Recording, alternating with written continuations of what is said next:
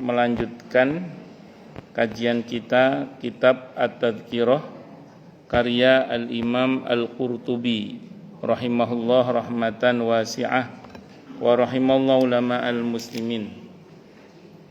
Qala al-musannif rahimahullahu ta'ala wa nafa'ana bihi wa bi'ulumihi fid dharaini amin. Bismillahirrahmanirrahim.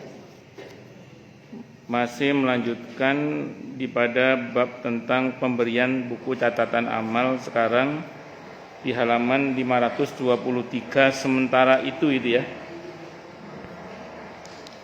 Sementara itu Al-Imamul Bukhari rahimahullah telah meriwayatkan dari Siti Aisyah radhiyallahu anha. Dia berkata, sabda Rasulullah Muhammad sallallahu alaihi wasallam, man husiba yaumal qiyamati udziba. Barang siapa dihisab pada hari kiamat, niscaya dia diadab. Maksudnya didesak dalam hisabnya, diinterogasi betul dalam hisabnya, alamat dia akan diadab. Atau di kalimat yang lain, di lafaz yang lain, man husiba uqiba. Siapa yang didesak dalam hisabnya, alamat dia akan celaka, akan disiksa. Kata Siti Aisyah radhiyallahu anha, maka aku bertanya, ya Rasulullah, bukankah Allah telah berfirman yang artinya, adapun orang yang diberikan kitabnya dari sebelah kanannya, maka dia akan dihisab dengan hisab yang mudah. Al-Insyiqaq ayat 7-8. Rasulullah Muhammad sallallahu alaihi wasallam menjawab, itu bukan hisab, itu adalah hari menghadap. Barang siapa didebat ketika dihisab, maksudnya yang hadisnya tadi itu maksudnya didebat. Barang siapa didebat dalam ketika dihisab pada hari kiamat, niscaya dia diazab. Hadisnya riwayat Muslim dan At-Tirmidzi, dan kata At-Tirmidzi hadis ini hasan sahih. Jadi secara prinsip saya sering sampaikan di sini, orang itu ketika nanti diproses hisab, di yaumil hisab maksudnya, itu dibagi menjadi 3. Jadi ada yang bebas hisab, bebas adab otomatis. Semoga kita termasuk di dalamnya, amin insyaallah. Ada yang dimudahkan dalam hisabnya, tetap dipanggil oleh Allah, tapi kasusnya banyak ditutup oleh Allah. Jadi kasusnya, dosanya di SP3-kan, dipeti S-kan, dideponering, tidak di P21. Nah, kalau di P21, wah, di kasus itu. Tapi ini enggak di SP3-kan, dipeti S-kan atau dideponering lah gampangannya. Jadi enggak dibahas. Sehingga kemudian ya dipanggil, cuman urusannya beres. Ini juga masuk dalam kategori yang selamat ini. Kalau mau detil gambarannya, itu ada dalam hadis Sahih Bukhari itu, yang tipe yang hisab yang mudah itu. Yang saya baca ada 2 riwayat yang saya baca ya. Ada 2 riwayat yang saya baca versi Bukhari. Yang pertama dipanggil orangnya dengan namanya dan nama bapaknya au kamakal. Terus kemudian dalam riwayat itu Allah buatkan hijab yang tidak ada yang tahu, sehingga dalam pembicaraan antara dia dengan Allah itu kecuali Allah dan dia saja. Jadi itu pembicaraan rahasia, sidangnya sidang tertutup, tidak sidang publik. Jadi tidak dipublikasikan sidangnya itu, sidang tertutup. No? Ya, ditutup. Ya kalau di pengadilan agama itu kan kasus rumah tangga kan sidangnya tidak publik, tapi sidang yang sifatnya tertutup. Ini sidang tertutup, jadi tidak terbuka. Dan dalam hadis itu, versi riwayat pertama yang saya baca ya, ini mafhum riwayat au kamakal, Allah suruh orang itu baca catatan amalnya. Pas baca catatan amalnya, amal pertama yang suruh baca itu catatan keburukannya. Kebaikannya enggak, keburukannya yang suruh baca. Dalam riwayat itu diceritakan orang itu pas baca catatan keburukannya itu, kalau bahasa kita sampai kemeringet kalau bahasa kita ya. Tegang dia, pucet pasi kalau bahasa kita itu. Ya pada masa itu saya nggak tahu apakah ada pucet juga, saya nggak. Menjelas kalau bahasa kita kemeringet, dredeg, terus gak karu-karuan. Membaca catatan keburukannya itu. sampai terucap kata-kata dari orang itu begini, aduh ketoke celaka aku, itu saking tegangnya. Bukannya di Jepang kemarin Bu, udah datang, saya lihat main salju itu. Jadi ketika kemudian beliau itu orang ini baca catatan amal itu tegang sudah, aduh ketoke celaka aku, bilang gitu dia. Nah di tengah-tengah baca itu, pas catatan bagian terakhir paling ujung kalau bahasa kita, di bawahnya ada kata-kata gini, di bawah tulisan itu ada kata-kata gini, semua kesalahanmu tersebut di atas sudah aku ampuni. Kebayang nggak itu? Kebayang nggak kira-kira apa yang terjadi? Saweneng, bukan cuma senang, saweneng. Di tengah-tengah tegang baca itu, tiba-tiba ujungnya diampuni. Terus kata Allah, orang ini akhirnya keluar menemui kaumnya pada berkata, karena dia tidak keluar kecuali membawa catatan kebaikan saja. Jadi dia keluar hanya membawa catatan kebaikan saja. Kata kaumnya gini, apa yang kamu perbuat di dunia? Kok kamu hanya punya kebaikan saja? Padahal dalam hatinya keburukanku ya wake, cuman oleh Allah tidak Allah ampuni. Itu namanya kasusnya di SP3-kan itu. Di S-kan apa di deponering tak apa namanya saya nggak paham itu. Pokoknya kasusnya nggak di P21 lah pokoknya. Jadi nggak lanjut gitu. Itu sudah selesai, kasusnya nggak dibahas oleh Allah sudah. Kalau yang kedua, tipe riwayat yang kedua sama hadis Bukhari juga, dipanggil juga sama. Dipanggil dengan namanya dan nama bapaknya. Terus kemudian ditanya aukamakal, kalau ini Allah ajak ngobrol. Sama dibuatkan hijab sehingga tidak ada yang tahu pembicaraan itu kecuali Allah dan dia saja. Ini pembicaraan rahasia, pokoknya Allah hijabilah sehingga tidak ada yang tahu kecuali dia. Maka ditanya, ngaku enggak kamu berbuat ini? Sama catatan keburukannya dulu yang dibahas. Ngaku enggak. Lawang yang nanya Allah gimana enggak ngaku? Wong semuanya diketahui oleh Allah Subhanahu wa taala. Sama, ini sama kemeringat. Aduh, malu dia itu. Malu itu saking banyaknya keburukan yang ditanyakan itu, sama dia sampai berkata, lek ini modelnya ketoke celaka aku sih. Sampai ngomong gitu dia. Terus di tengah-tengah panik gak karu-karuan itu, terus Allah berfirman sama orang itu, aku hapus semua dosamu ini. Dihapus oleh Allah. Senang apa enggak kira-kira? Saweneng. Maka dia keluar hanya membaca catatan kebaikan saja. Sama kaumnya berkata, pas dia menemui kaumnya berkata, apa yang kamu buat di dunia kok? Kamu enggak punya catatan keburukan sama sekali. Dalam hatinya padahal wake. Cuman ya tadi karena kasusnya ditutup oleh Allah Subhanahu wa taala. Nah, sebenarnya gini, Bu. Di hadis Bukhari juga yang pernah saya baca itu, orang itu termasuk dalam hadis Sahih Muslim juga ya. Ini saya saripatikan saja maknanya, bahwa dosa-dosa yang telah kita lakukan kalau di dunia ini Allah tutup ya.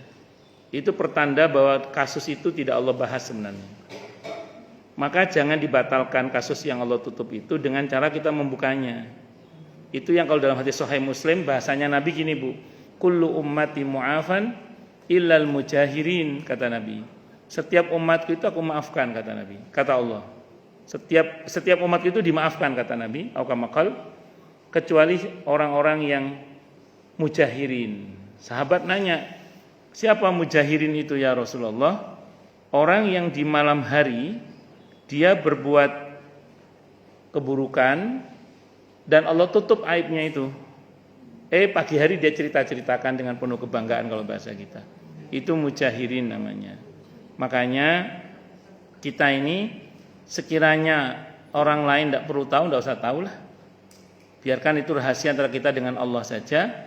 Karena apa yang Allah rahasiakan di muka bumi ini, itu pertanda kasus kita tidak dibahas oleh Allah nanti di akhirat, alias diampuni. Tapi jaga dengan taubat. Jangan begini, mentang-mentang ditutup terus gak ada yang tahu ya. Terus berbuat seenaknya jangan. Tapi tetap kita jaga dengan apa? Taubat.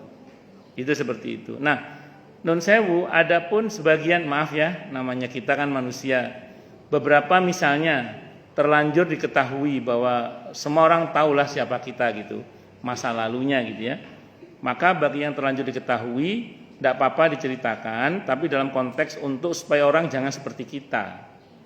Kalau saya mungkin pernah cerita di sini, dulu ada Ustadz Jeffrey Al-Bukhari misalnya, ada Anton Medan dulu itu, ada siapa lagi, macam-macam lah ya, ustadz-ustadz yang ya dulunya preman dan macam-macam itu. Nah, dia menceritakan, beliau menceritakan masa lalunya dalam rangka supaya orang jangan seperti beliau gitu. Nah, sementara jenengan yang sekiranya orang tidak tahu, tidak usah diceritakan lah. Anak pulang sekolah sedih, kenapa dek? Patah hati mah, cowokku anu mah, misalnya. Oh, kamu baru 1, mama dulu 18. Gak usah diceritakan, biasa aja. Yang lalu biar berlalu ditobati. Takutnya nanti malah menginspirasi anak berbuat yang lebih parah lagi itu. Naudzubillahi minasyaitonir rajim. Nah, ini yang saya bilang tadi ya. Bagi yang sudah terlanjur, ya sudahlah. Namanya sudah terlanjur ketahui, tidak apa-apa diceritakan, tapi dalam rangka untuk supaya orang lain jangan seperti kita. Tapi kalau sekiranya orang tidak tahu, tidak usah diberitahu juga. Jadi tidak harus semuanya diberitahukan gitu loh. Nah, beberapa memang sepatutnya dirahasiakan sebagai rahasia antara kita dengan Allah saja. Antara kita dengan Allah saja. Itu yang harus diperhatikan. Terus kemudian Abu Dawud atau Yalisi. Berarti untuk kasus yang ketiga apa? Didesak atau didebat dalam hisabnya. Berarti dia dibahas Bu semuanya. Faman ya'mal mithqala dzarratin khairan yarah wa may ya'mal mithqala dzarratin syarran yarah. Wah, ini kalau sampai didebat begini ini bahaya ini. Nah, maaf saya teruskan sedikit ya, mungkin untuk mengingatkan kembali aja. Untuk yang tipe yang pertama bebas hisab, bebas adab itu kuotanya terbatas. Kalau yang kedua tidak dibatasi kuotanya, namun saya sering sampaikan kiat-kiatnya ya. Itu yang sering saya sampaikan. Ada 5 hal yang insya Allah kalau kita kerjakan 5 hal ini, insya Allah kita kalaupun dihisab dengan hisab yang mudah dan selamatlah insya Allah. Jadi nggak sampai didesak dalam hisabnya, nggak sampai didebat dalam hisabnya. Apa 5 hal itu? Yang pertama, minta kepada Allah hisab yang mudah. Yang pertama apa Bu? Minta kepada Allah hisab yang mudah, bahkan minta kepada Allah bebas hisab, bebas azab. Itu yang pertama. Yang kedua, banyak-banyak minta ampun kepada Allah, tobat minta ampun kepada Allah. Itu yang kedua. Banyak-banyak tobat minta ampun kepada Allah.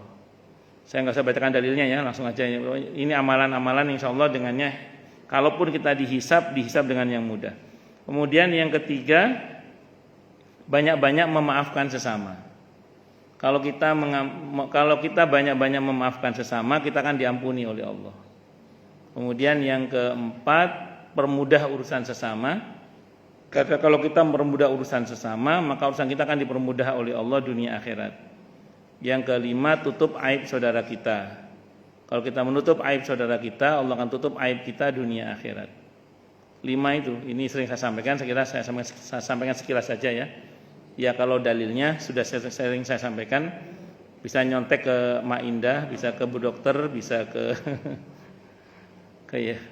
ke Bu Nana Chandrawati, siapa? Nina Chandrawati. Itu seperti itu. Bisa nanti ditanya lah. Kalau misalnya perlu saya jelas, nanti saya jelaskan lagi insya Allah.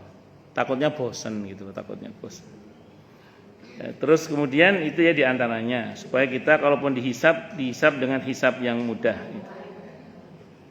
Terus kemudian Abu Dawud atau Yalisi rahimahullah meriwayatkan dari Umar ibn al-Khattab ibn al-Ala al-Yashkuri dari Saleh ibn Tabraj dari Umar ibn al-Khattab radhiyallahu an, dia berkata, saya mendengar Siti Aisyah radhiyallahu anha berkata, ketika disebut di hadapannya tentang para hakim, maka dia berkata, aku mendengar Rasulullah sallallahu alaihi wasallam bersabda, akan didatangkan hakim yang adil pada hari kiamat, maka dia mendapatkan hisab yang begitu berat sehingga dia berangan-angan andaikan dulu tidak pernah memutuskan sama sekali antara dua orang yang bersengketa dalam soal sebutir korma sekalipun. Kalau dalam Islam itu hakim itu dibagi 3. Hakim beneran ya, bukan hakim-hakiman, hakim beneran. Itu dibagi 3. Ada hakim yang berilmu, dia putuskan dengan ilmunya dia masuk surga. Itu hakim. Yang kedua, hakim yang berilmu dia putuskan tidak sesuai dengan ilmunya, ini masuk neraka. Yang ketiga, hakim yang bodoh, dia putuskan dengan kebodohannya, ini masuk neraka. Jadi dari 3 model hakim, 1 masuk surga, yaitu model hakim yang berilmu, yang dia putuskan sesuai dengan ilmunya, dan ini yang masuk surga. Yang masuk neraka, berilmu, dia putuskan tidak sesuai dengan ilmunya, dan dia masuk neraka. Yang kedua yang tipe masuk neraka adalah yang bodoh, hakim yang bodoh, dia putuskan dengan kebodohannya dan dia masuk neraka. Mungkin jangan bertanya, kalau yang pertama nggak usah saya bahas lah, hakim berilmu tidak memutuskan sesuai dengan ilmunya pasti ada mainnya kan. Kalau yang bodoh bagaimana? Bodoh dia putuskan dengan kebodohannya. Apa ada? Ada. Saya pernah ketemu hakim yang bodoh itu, saya pernah ketemu. Kok Ustaz tahu bodoh? Gini, saya dulu pernah praktek di pengadilan agama dulu. Pengadilan agama Bangil, Jawa Timur dulu. Saat itu ada kasus tuduhan perzinahan dari suami kepada istri. Jadi ada seorang suami menuduh istrinya selingkuh dalam kasus itu. Saya ngikuti persidangannya. Jadi si suami ini menuduh istrinya selingkuh. Si istri menolak tuduhan itu dan kemudian oleh hakim diputus untuk diceraikan, tapi menggunakan metodologi talak biasa atau talak biasa. Seusai sidang, karena kita nggak mungkin membongkar kelemahannya hakim di depan orang semua kan. Begitu selesai ada ngobrol antara kita dengan hakim itu, kita tanyakan saat itu, Pak Hakim, ini kan kasusnya suami menuduh istri selingkuh dengan laki-laki lain, zina maksudnya ya. Kenapa kok dihukum dengan cerai biasa? Padahal aturan di fikih dan di Al-Quran dan di fikih itu aturannya mestinya sumpah zihar. Kan suami tidak bisa mendatangkan bukti bahwa si istri ini selingkuh dengan kadar perselingkuhan sampai berzina. Tidak ada saksi yang bisa dihadirkan. Berarti suami harus bersumpah. Itu perintah surah An-Nur. Perintahnya itu suami mesti bersumpah 5 kali itu. Bersumpah 5 kali. Yang kelima dia siap dilaknat oleh Allah kalau dia bohong. Si istri kalau merasa dia tidak melakukan, dia membantah dengan sumpah juga 5 kali juga. Dan yang kelima, dia siap dimurkai oleh Allah kalau dia bohong. Kalau sudah adu sumpah begini, hakim akan putuskan dengan tolak bain kubro, bahkan ini jenis talak. Kalau zihar diputus oleh hakim, ini jenis talak yang selamanya tidak bisa lagi menjadi suami istri sama sekali, tidak bisa putusannya. Itu apa jawaban hakimnya saat itu? Saat itu kan yang kita tanya ke pimpinan pengadilannya itu. Dia ngomong jawabannya gini, ya mohon maaf, di pengadilan agama ini tidak semua hakim ngerti hukum fikih katanya. Loh, kaget saya itu. Di sini sebagian, maaf ya, basisnya sarjana hukum, hanya bermodalkan kompilasi hukum Islam KHI itu. Tidak pernah belajar fikih. Loh, pantes kasus tuduhan selingkuh diputus hanya pakai cerai biasa. Padahal harusnya itu pakai zihar itu. Kalau zihar berarti harus diputus dengan tolak bain itu. Jawaban hakimnya gitu, jawaban ketua pengadilannya itu saat itu. Kalau pengadilan ketua pengadilan ya. Iya, kalau jaksa kepala kejaksaan ya, betul ya. Oh iya. Saya takutnya salah ya. Lupa ya. Pokoknya pimpinannya. Kalau jawaban gitu. Jadi tidak semua hakim ngerti hukum fikih. Jawabannya gitu. Kaget saya itu. Jadi sebagian mereka ini hanya bermodalkan gelar SH, sarjana hukum umum itu, dan bermodalkan belajar kompilasi hukum Islam. Enggak belajar fikih, enggak belajar tafsir, enggak belajar ayat ahkam. Kalau dulu kita di Fakultas Syariah kan diajari ayat-ayat ahkam. Tidak. Hukum Belanda saya juga belajar saat itu. Hukum Belanda saya juga belajar, tapi kan saya juga belajar fikih, saya juga belajar tafsir ayat ahkam, fikih hadis ahkam misalnya. Jadi kita bahas itu. Makanya ketika kemudian saya dijawab begitu, kaget. Ya inilah nun sewu nggih yang mungkin disebut dengan istilah hakim yang bodoh, yang dia memutuskan berdasarkan pada kebodohannya itu. Nauzubillahi min syarri dzalik. Nah, ini bahaya ini. Walaupun tidak boleh jadi hakim, silahkan jadi hakim, tidak apa-apa. Yang penting tadi memutuskan dengan hakim yang berilmu dan memutuskan dengan ilmunya. Yang itu yang selamat cuma yang satu itu aja. Hakim yang berilmu yang memutuskan dengan ilmunya. Itu seperti itu. Banyak Bu kasus itu. Saya itu di persidangan itu rata-rata Bu, kalau misalnya sehari itu ada 10 sidang sehari itu 9-nya perceraian. Betul, hampir tiap hari itu. Hampir tiap hari. Misalnya ada 10 kasus yang disidangkan di pengadilan agama itu, barangkali dari 10 itu 9-nya itu perceraian semua. Entah cerai gugat, cerai talak atau tuduhan-tuduhan tadi itu macam-macam. Allahu Akbar. At-Tirmidzi meriwayatkan dari Al-Hasan dari Abi Hurairah radhiyallahu anhu, dia berkata, sabda Rasulullah Muhammad sallallahu alaihi wasallam, yang artinya pada hari kiamat manusia akan dihadapkan kepada Allah 3 kali. Adapun pada 2 kali menghadap, manusia membantah dan menyampaikan alasan-alasan. Ketika itulah lembaran-lembaran catatan amal bertebangan ke tangan-tangan mereka. Ada yang mengambilnya dengan tangan kanan, ada yang dengan tangan kiri. Jadi disebutkan di sini bahwa nanti ada masa di mana manusia itu masih bisa membantah. Tapi nanti ketika mulut dikunci, udah nggak bisa ngemeng udah. Puncak, kalau saya pernah baca di sini ya, nanti ketika Allah hadirkan saksi-saksi, manusia itu ngomong gini, ya Allah, ya masa saksinya orang lain terus, boleh sekali-kali saksinya kami sendiri gitu loh. Kata Allah, oke, disetujui oleh Allah. Maka begitu setujui, manusia itu kaget. Kenapa? Karena tiba-tiba mulutnya dikunci. Al-yauma nakhtimu ala afwahihim wa tukallimuna aydihim wa tashhadu arjuluhum bima kanu yaksibun. Di situ dia kaget. Dipikirnya dia boleh ngomong sendiri gitu. Kalau ngomong kan masih bisa bohong. Maka ditutup oleh Allah, dikunci. Kagetlah dia itu. Ternyata tangannya ngomong, kakinya jadi saksi, kulit-kulitnya pada ngomong, semuanya ngomong. Di situ dia nggak berdaya udah. Karena ternyata semuanya jujur. Karena saat itu la yatakallamuna illa man adina lahu rahman wa qala shawaba. Orang enggak bisa ngomong kecuali diizinkan oleh Allah, dan kalaupun ngomong itu pasti benar, jujur itu. Ya, artinya saat itu enggak ada kebohongan, walaupun manusia saat itu masih ada potensi untuk bohong. Itu seperti itu.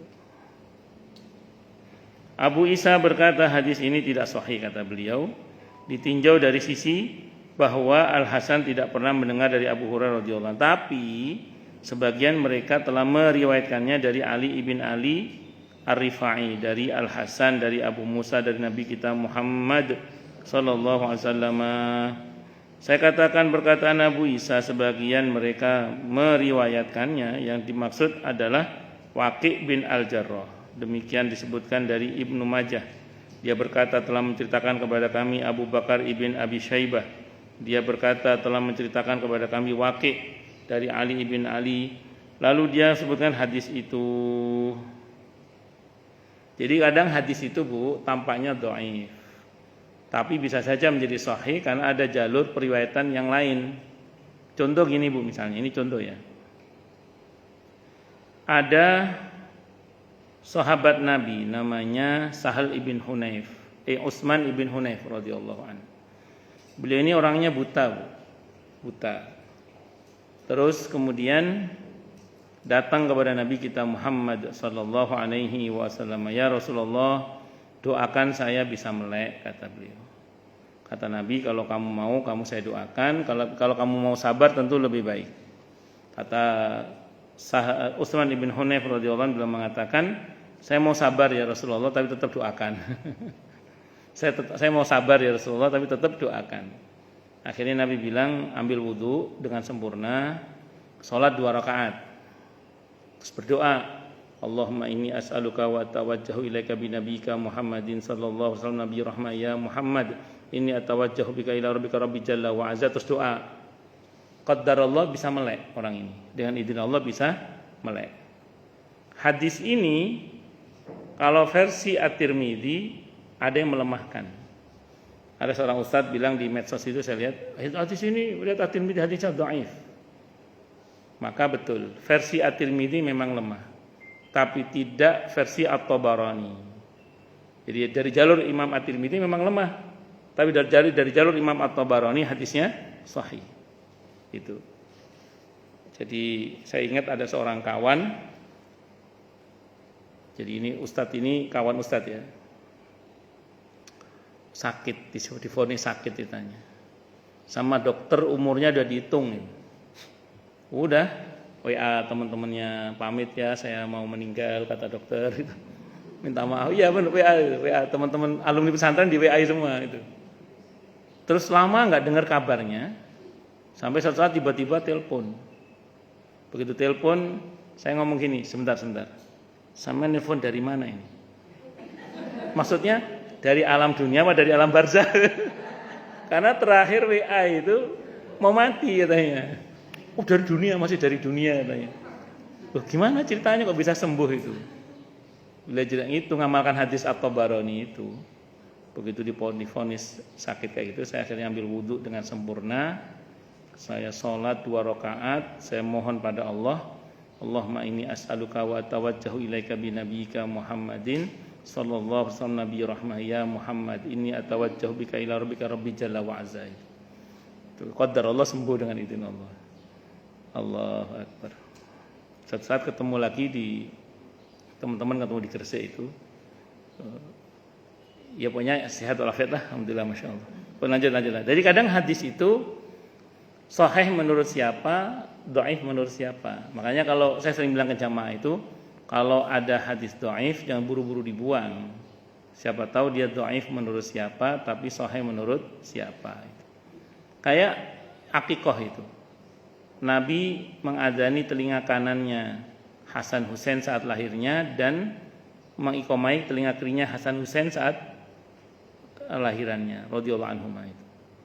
Itu kalau versi Al-Baihaqi itu lemah riwayatnya. Kalau ada ustaz bilang itu lemah riwayat Al-Baihaqi ya, tapi tidak dengan riwayat At-Tirmidzi. Kata Imam At-Tirmidzi, hadis ini sahih kata Imam At-Tirmidzi. Jadi kadang lemah menurut siapa, tapi sahih menurut siapa. Kayak satu lagi deh misalnya, barang siapa yang baca surah Yasin di malam hari malam apa aja, maka pagi harinya dia diampuni oleh Allah. Itu kalau kata Ibnu Rajab Al-Hambali, hadisnya lemah ya. Tapi kalau kata Ibnu Katsir hadisnya hasan. Bisa diamalkan itu hadisnya hasan. Makanya saya ulang, kalau ada hadis yang lemah jangan buru-buru dibuang. Siapa tahu hadis itu tadi lemah menurut siapa, sahih menurut siapa, hasan menurut siapa. Dan masing-masing ijtihad ulama tidak saling menghapus. Jadi apa yang dilemahkan oleh Imam Al-Baihaqi tidak menjadi lemah hanya gara-gara Imam At-Tirmidzi mengatakan sahih gitu, atau sebaliknya. Justru kalau ada informasi tambahan walaupun lemah malah lebih menguatkan hadis yang sahih itu. Itu seperti yang lemah aja bisa menguat gara-gara banyak, apalagi ada yang sahih didukung dengan yang lemah, itu bisa menjadi menguat, tidak menjadi melemah.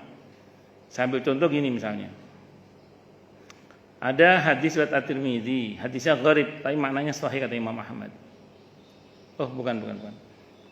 Ada hadis dari Anas bin Malik radhiyallahu anhu yang cerita tentang aqqa Rasulullah sallallahu alaihi wa alihi wasallam nafsahu.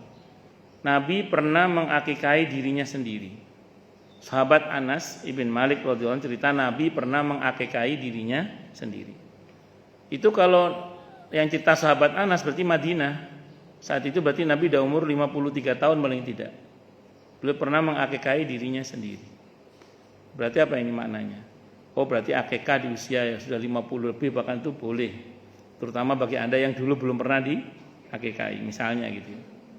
Nah, hadis ini ada seorang ustadz di websitenya itu nulis ini hadisnya lemah. Beliau salah? Enggak, beliau betul. Memang lemah hadis itu. Cuman kata Syekh bin Baz, saya pas ngikuti fatwa beliau itu, beliau mengatakan hadis ini jalur periwayatannya banyak sehingga menjadi hasan li ghairihi. Hadisnya lemah memang, cuman jalur periwayatannya banyak sehingga menjadi hasan li ghairihi. Nah, jadi boleh orang mengakikai dirinya sendiri, itu boleh. Dalam madhab Syafi'i diperkenankan. Hadisnya hasan li ghairihi. Itu seperti itu. Hadisnya aslinya lemah, cuman jalur periwayatannya banyak sehingga menjadi apa tadi Bu? Hasan li ghairihi. Itu seperti itu. Pun lanjut. Sampai mana tadi Bu? Ya, kata At-Tirmidzi itu ya. Kata At-Tirmidzi bahwa Yahya bin Sa'id Al-Qattan telah memperbincangkan tentang pribadi Ali bin Ali. Tapi hadis yang serupa diriwayatkan pula oleh Abu Bakar Al-Bazzar dari Abu Musa Al-Asy'ari radhiyallahu anhu dari Nabi kita Muhammad sallallahu alaihi wasallam. Beliau bersabda yang artinya manusia akan dihadapkan ke hadirat Allah 3 kali pada hari kiamat. Adapun 2 kali menghadap isinya dia membantah, adapun pada menghadap yang ketiga buku-buku catatan amal berterbangan di sebelah kanan dan kiri. At-Tirmidzi Al-Hakim menyebutkan hadis ini pada prinsip ke-86 dari kitabnya, di mana dia katakan telah diriwayatkan kepada kami dari Rasulullah Muhammad sallallahu alaihi wasallam bahwa manusia akan dihadapkan ke hadirat Allah 3 kali pada hari kiamat. Adapun yang 2 kali manusia membantah dan menyampaikan alasan-alasan. Adapun pada saat menghadap yang ketiga, lembaran-lembaran catatan amal berterbangan.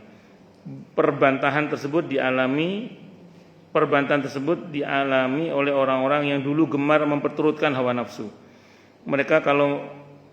Mereka mengira kalau mereka membantah Tuhan barangkali akan bisa selamat dan argumentasinya menang. Tetapi diterimanya alasan-alasan adalah terserah Allah Ta'ala semata.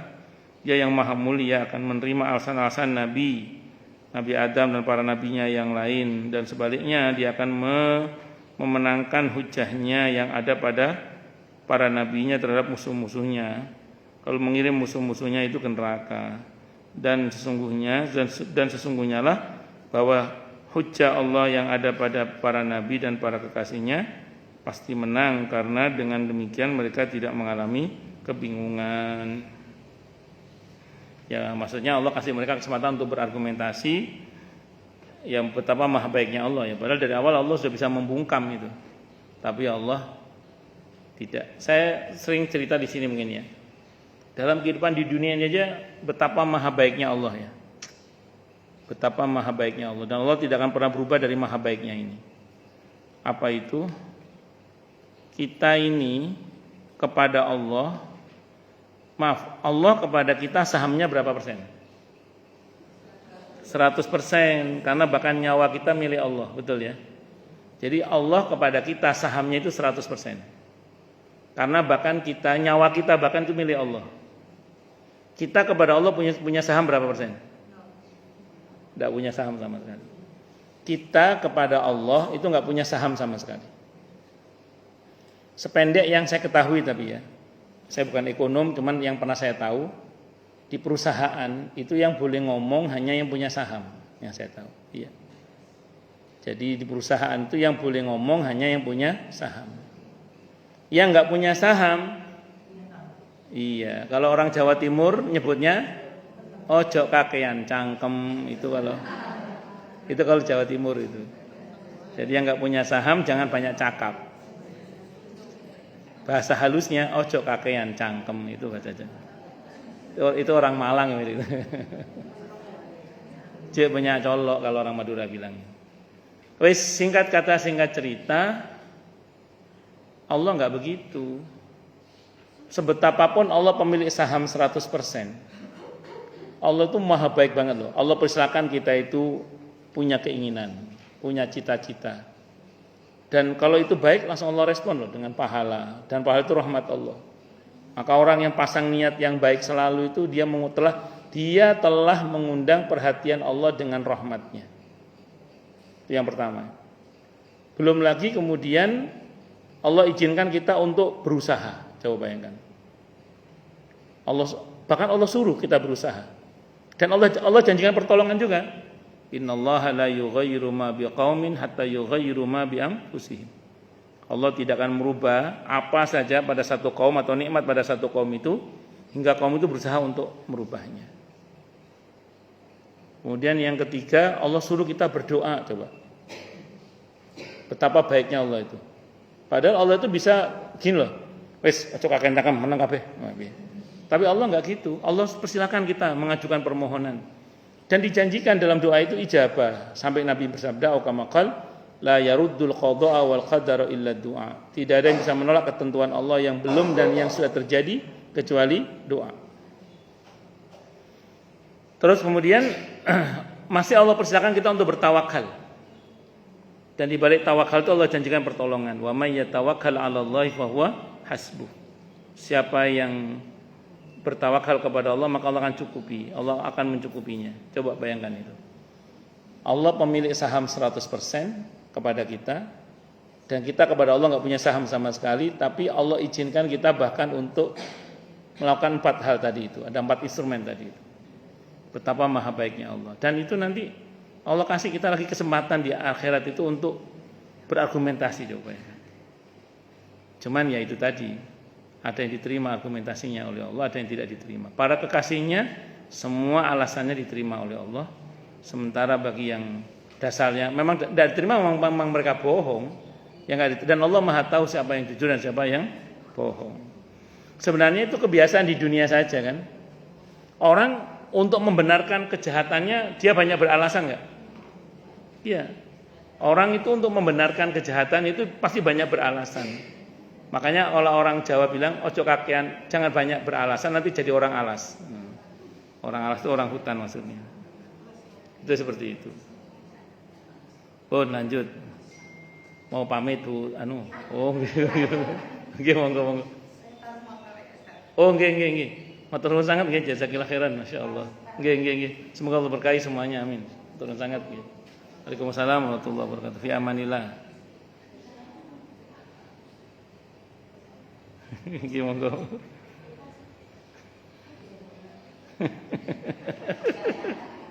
Karena Ibu Asni ya. Lanjut.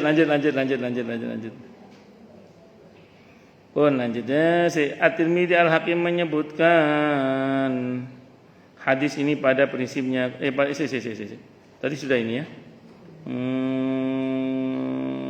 Sudah tadi. Oleh karena itu ada diriwayatkan dari Rasulullah Muhammad sallallahu alaihi wasallam bahwa beliau bersabda yang artinya tidak seorang pun yang lebih menyukai pujian selain Allah, dan tidak seorang pun yang lebih suka dimintai maaf selain Allah.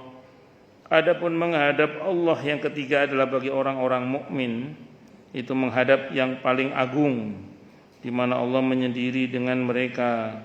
Lalu dikecamnya mereka dengan kesendiriannya itu.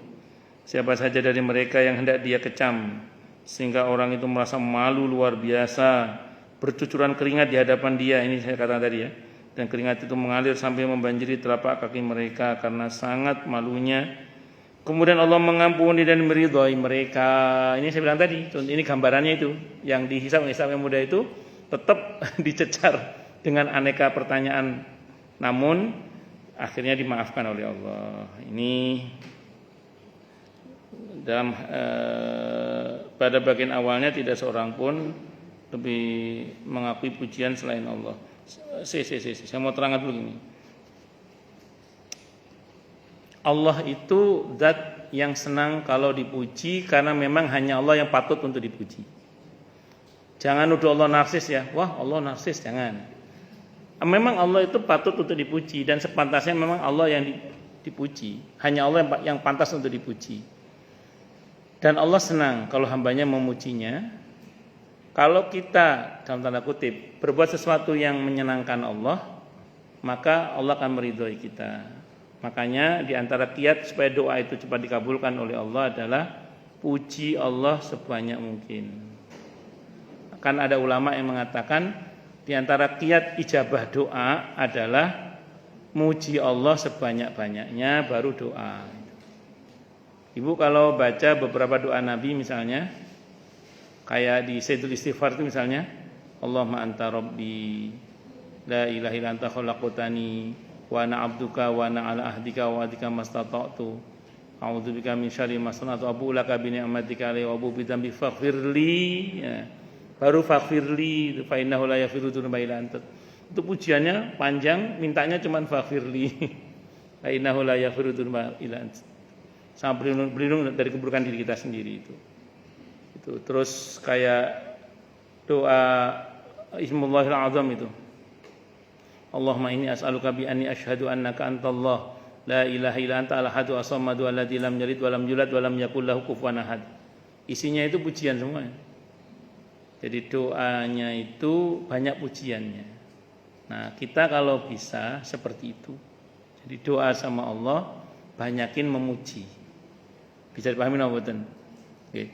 Ustaz enggak hafal itu Ustaz. Ya gampang, baca al-Qur'an saja. Ya Allah ya Arhamar Rahimin, ya Wadud, ya Ghafar, ya Mujibad Da'awat, ya Rahmanir Rahim, ya Wadud, ya Qudus, ya Malik, ya dan seterusnya itu baca aja enggak apa-apa sebanyak-banyaknya.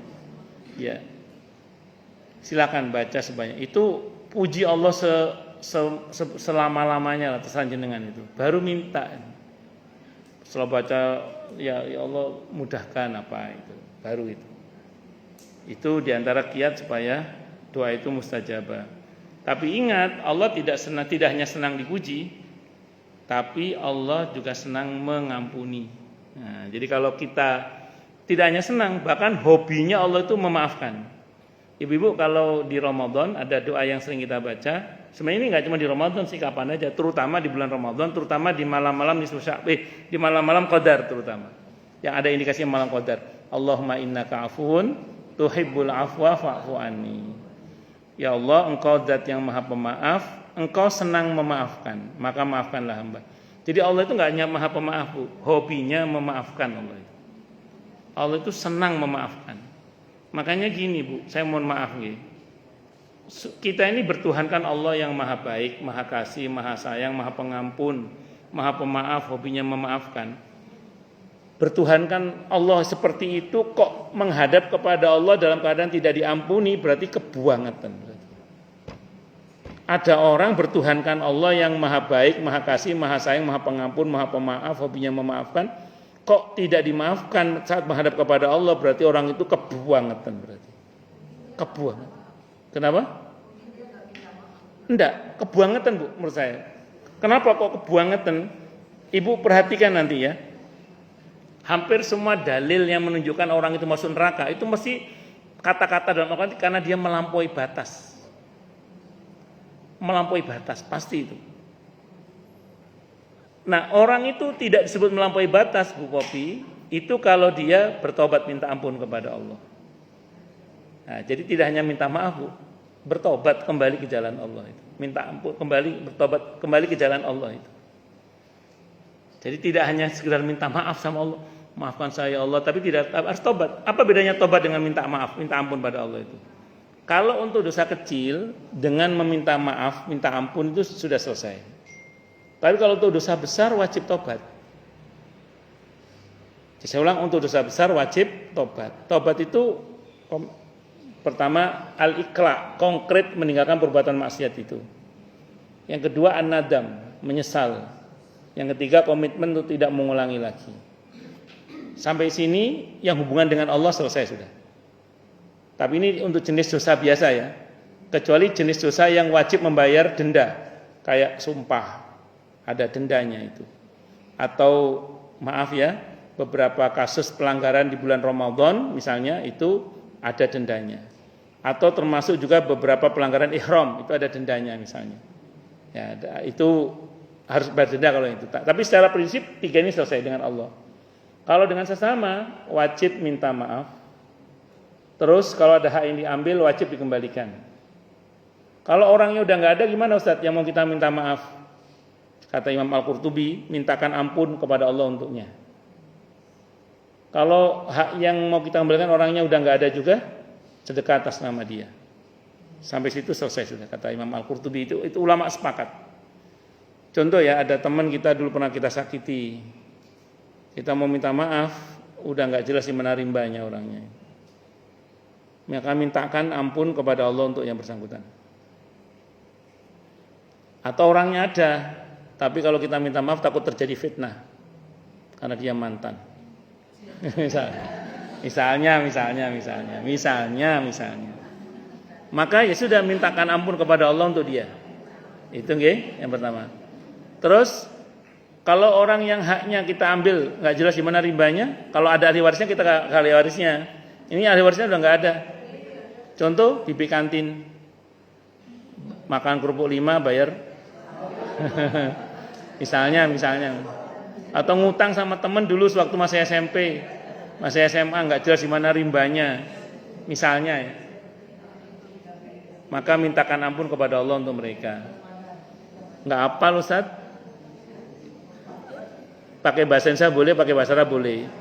Astaghfirullahaladzim li wa li walidayya wa li ashabil huquqil wajibati alayya itu. Ya Allah, ampunilah dosa hamba, kedua orang tua hamba, dan orang-orang yang kepada mereka hamba punya kewajiban minta maaf. Termasuk kewajiban mengembalikan hak tadi. Terus sedekah atas nama dia kalau ada hak yang diambil.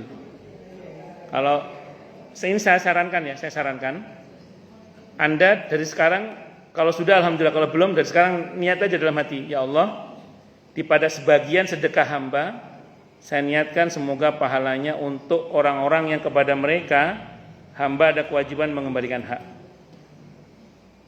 Itu mudah-mudahan dan itu kita dibantu beres oleh Allah. Karena urusan-urusan hakul adami itu kalau nggak kita bereskan dari sekarang, urusan nanti ruwet di akhirat itu. Caranya apa tadi? Mintakan ampun kepada Allah untuk mereka. Kalau nggak hafal namanya satu-satu, bilang ampunilah orang-orang yang kepada mereka, ya Allah, hamba ada kewajiban minta maaf. Untuk mengembalikan hak dengan sedekah tadi, caranya saya sarankan ya, dari sekarang pasang niat, syukur-syukur kalau sudah ya.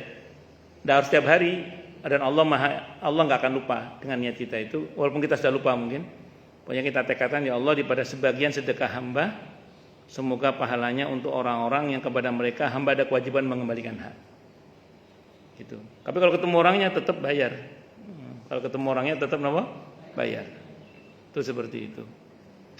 Saya dulu pernah waktu SMP ceritanya kelas 3 itu punya utang sama orang. Tidak ketemu saya lama, gara-gara saya pindah pondok tidak ketemu. Saya kuliah semester 4 baru ketemu sama orang itu. Saya samperin. Masih ingat saya enggak? Masih.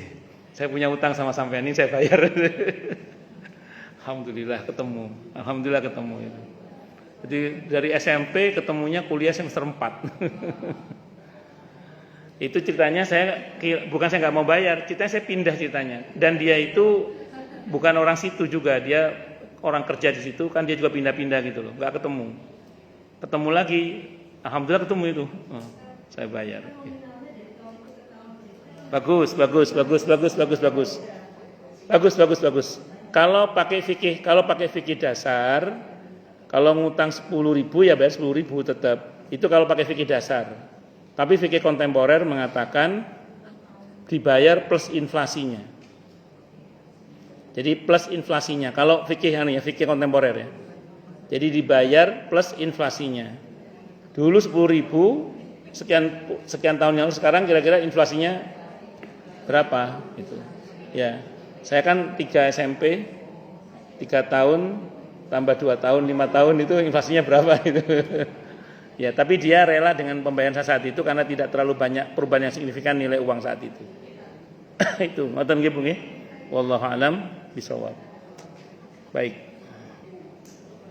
Monggo silakan yang mau tanya, protes, marah boleh silakan. Masa nggih, monggo Bu Yuni nggih.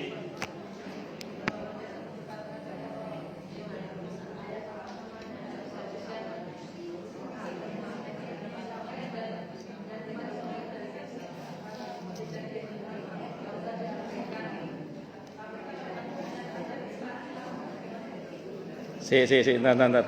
Saya kok nggak denger ya? Diulang.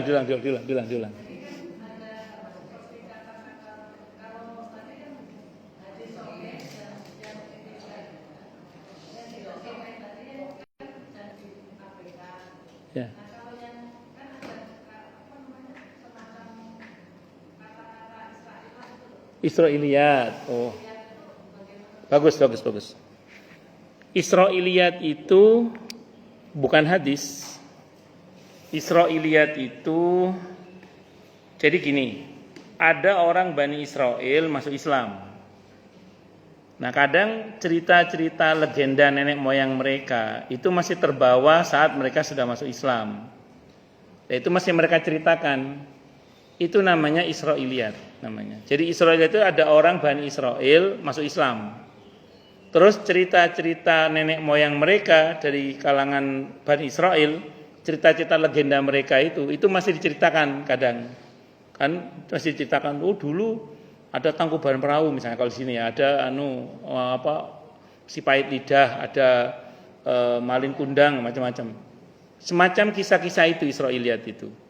Cuman karena ini basisnya dari Ahlul Kitab, Nabi berpesan, kalau orang-orang Bani Israel cerita tentang kakek nenek moyang mereka, terutama yang sudah masuk Islam, kata Nabi pesannya cuma 2, jangan dibenarkan, jadi jangan dipastikan pasti benar ini, karena ini bukan hadis. Tapi jangan didustakan. Jangan dibilang, nggak ada itu. Jangan gitu. Berarti apa maksudnya? Begini, ambil pelajarannya saja. Jadi kalau yang sesuai dengan syariat, ya kita imani. Yang nggak sesuai, ya sudah, kita abstain aja. Makanya dulu di masa Nabi, jangankan Israiliyat, kisah-kisah jahiliyah pun masih diceritakan di masa Nabi. Dan Nabi tidak melarang selama ceritanya itu mengandung unsur kebaikan dan kebenaran. Tapi rumusnya sama, jangan diimani, jangan dibenarkan, tapi juga jangan didustakan. Ada orang cerita tentang legenda Tangkuban Perahu misalnya, atau Malin Kundang atau apa. Selama masih ada pelajaran kebaikan yang bisa diambil, silahkan, tidak ada masalah. Tapi kalau sekiranya ceritanya itu bertentangan dengan syariat, ya jangan diceritakan. Kira-kira gitu aja sih sebenarnya. Wallahu a'lam. Jadi Israiliyat itu bukan hadis. Israiliyat itu kisah-kisah legenda Bani Israel yang masih diceritakan terutama oleh orang-orang Bani Israel yang sudah masuk Islam. Itu. Nah, Nabi memerintahkan untuk tidak didustakan, walaupun juga jangan dibenarkan juga. Tapi ambil pelajarannya aja. Nah, kadang kisah-kisah Bani Israel itu banyak mengandung hikmah kadang. Banyak mengandung hikmah. Nah, hikmahnya itu yang kita ambil pelajaran. Itu seperti beberapa kisah yang ada dalam tafsir At-Tabari misalnya, Ibnu Katsir yang asli, itu beberapa Israiliyat itu. Di dalamnya banyak Israiliyat dan itu tidak ada masalah. Karena oleh Nabi juga tidak dilarang untuk diceritakan, tapi jangan dipercaya, tapi juga jangan didustakan. Ambil pelajarannya saja. Wallahu a'lam bishawab. Ngoten nggih Bu Yuni nggih. Monggo yang lain silakan kalau ada. Nggih, monggo Bu.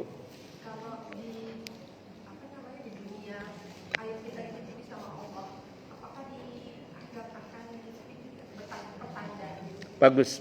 Sependek yang saya pahami dari kesimpulan para ulama, kalau di dunia kasusnya ditutup, insya Allah di akhirat kasusnya juga ditutup. Tapi dengan catatan kita menjaganya dengan taubat ya. Nah, makanya apa yang Allah tutup jangan dibuka.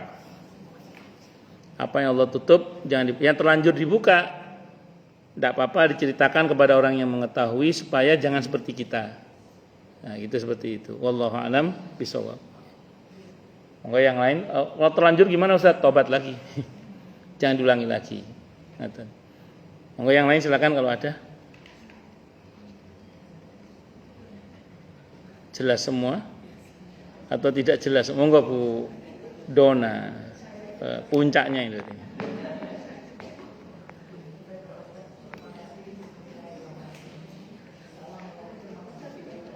Waalaikumsalam warahmatullahi wabarakatuh.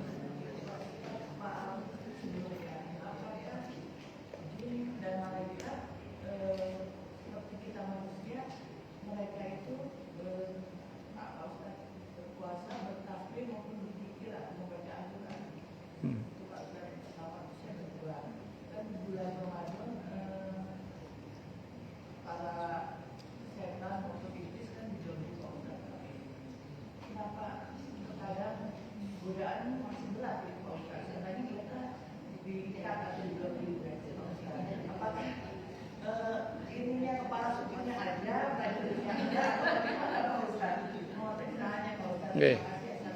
Waalaikumsalam warahmatullahi wabarakatuh.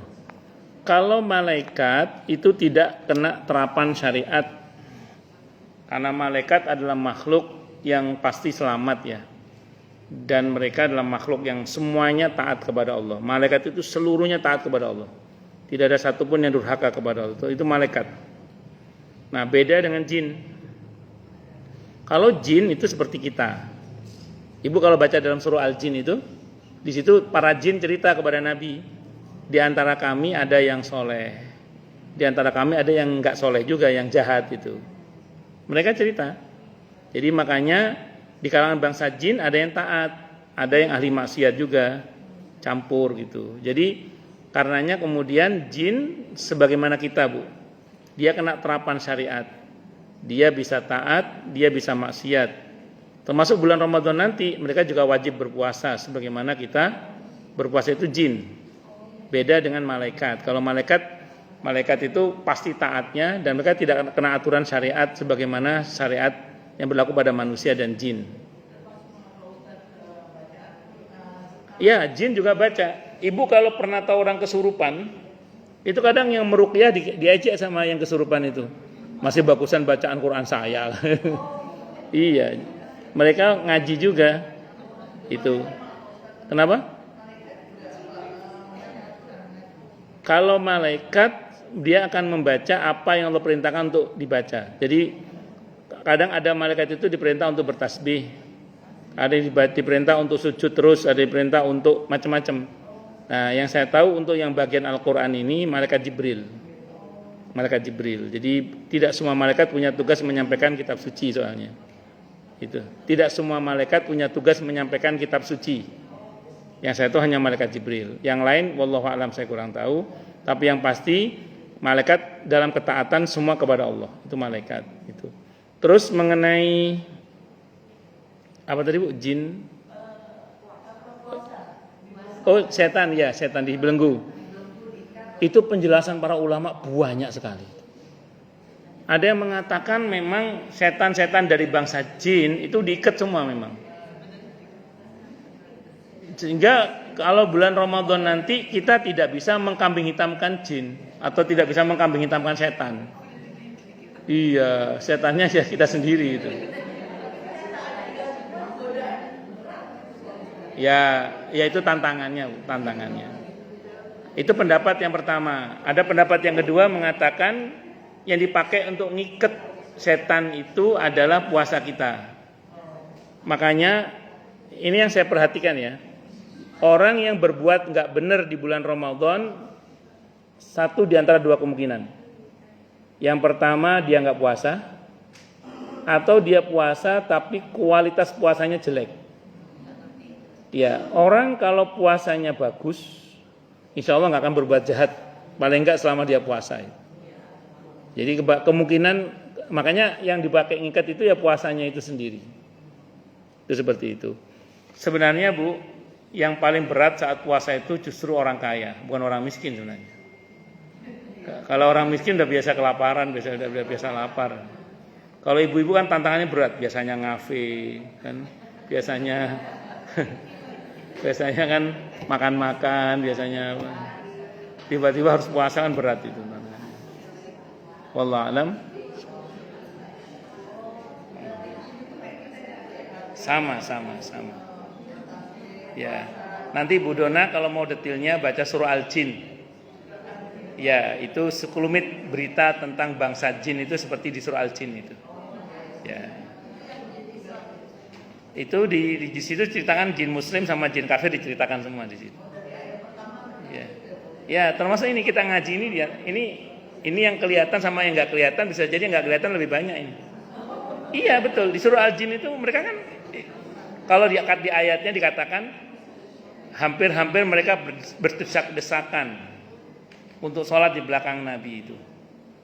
Jadi kalau Nabi sholat, Nabi ada pengajian, mereka datang juga. Ya, makanya ini kita ngaji begini, insya Allah yang nggak kelihatan juga datang, cuman nggak kelihatan aja. Dan iya bisa. Dan bisa jadi jumlah mereka lebih besar daripada jumlah kita. Ini yang kelihatan aja belum tentu manusia semua ini. Kan mereka bisa nyamar. Mereka bisa nyamar mereka itu. Itu seperti itu. Iya. Tenang.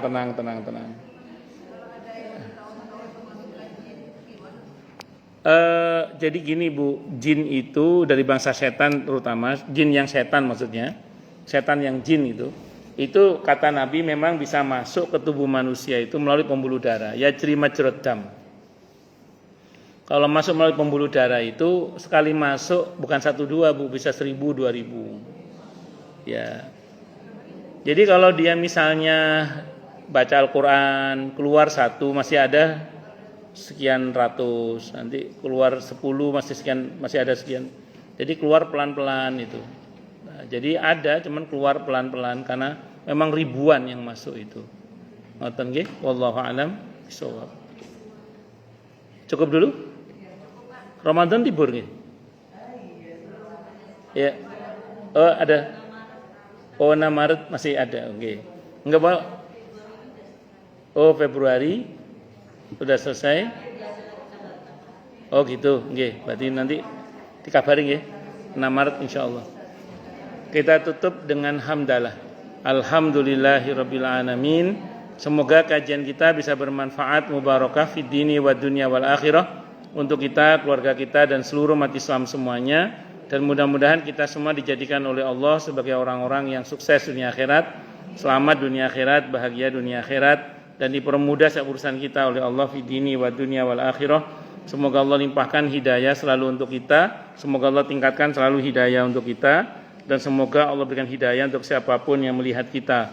Subhanakallahumma bihamdika asyhadu an la ilaha illa anta astaghfiruka wa atubu ilaik. Sallallahu alaihi Muhammad wa ala alihi wasallam. Saya mohon maaf. Assalamualaikum warahmatullahi wabarakatuh.